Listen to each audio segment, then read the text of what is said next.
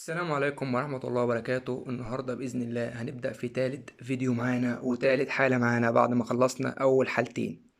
احنا كده أخدنا، بس عشان نبقى عارفين، احنا كده أخدنا الأبنتسايتس اللي هي الالتهاب الزايدة الدودية، وخدنا الدايرية الإسهال. النهاردة هناخد تالت حالة معانا وهي القف، يعني الكحة. المريض هيخش الصيدلية هيقولك إن أنا عندي كحة. طيب هو مجرد ما بيدخل الصيدلية بيقولك إن أنا عندي كحة، ما ينفعش تديله أي دواء كحة وخلاص. هنسأله شوية أسئلة عشان نعرف نوع الكحة اللي عنده إيه. هتقول للمريض: الكحة اللي معاك دي بتروح وتيجي ولا مستمرة؟ طيب هو أنت عندك حساسية؟ طيب هو أنت بتاخد أي أدوية ضغط؟ طيب هي الكحة دي ببلغم ولا من غير بلغم؟ بعد ما نسأله الأسئلة ديت هنحدد. أول حاجة، إحنا عندنا أصلا الكحة نوعين: في كحة ببلغم وفي كحة من غير بلغم. هنبدأ بالكحة اللي هي من غير بلغم، اللي هي الدراي كف. ديت عادة بتيجي بعد دور البرد. يعني لو انت عندك دور برد عادة ما بيبقى عندك انت دراي كف، يعني كحة من غير بلغم. طيب هتسأل المريض برضو يعني او سببها، مش هنسأله، ما احنا كده خلاص سألنا المريض شوية أسئلة. احنا المرة دي هنعرف بيكون سببها ايه. الدراي كف بيكون سببها حساسية، بتيجي عادة بعد دور البرد، بتيجي بسبب أدوية ضغط وخاصة الكابيتو بريل. دول أهم 3 أسباب.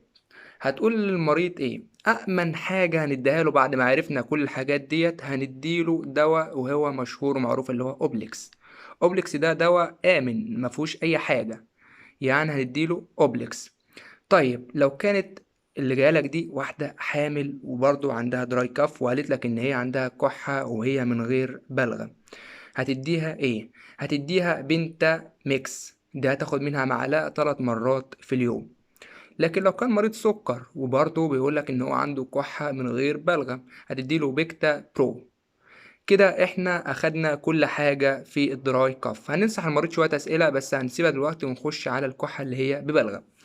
طيب الكحة اللي ببلغم دي عادة بتيجي بعد ال COP، الكرونيك اوبستراكتيف بالمونري ديزيز، يعني بتيجي بعد الأزمة أصلا. هي بتيجي بعد الأزمة عادة. الكحة اللي ببلغم ديت بتيجي بعد دور الأزمة. هندي اول فينت في الحالة ديت. هي أصلا هتديله اول فينت، دي أأمن حاجة في حالة الكحة ببلغم. هتديله اول فينت، هتديله ايه؟ اول فينت. تمام كده. هتنصح المريض بشوية حاجات. هتقول للمريض والله اتغطى كويس سواء هنا او هنا، سواء كانت الكحه ببلغم غير بلغم تقول له اتغطى كويس. هتقول للمريض اشرب سوائل كتير وتكون دافيه زي الزنجبيل. هتقول للمريض اعمل فوطه حط عليها مكوى وحطها على صدرك، يعني هتخليها سخنه. طيب ما ينفعش خالص، ممنوع نهائي نهائي، دي تحذير. لو واحد جالك الصيدلية وهو عنده كحة ببلغم وتديله حاجة بتعالج الكحة اللي هي من غير بلغم، كده البلغم هيتراكم عنده على الصدر وممكن مش عارف، يعني هتديله حاجات ضارة كتير. فحذاري حذاري حذاري. طيب كده النهاردة يكون إن شاء الله خلصنا الفيديو التالت معانا والحلقة التالتة وهي كانت الكف. انتظروني بإذن الله في الحالة الرابعة.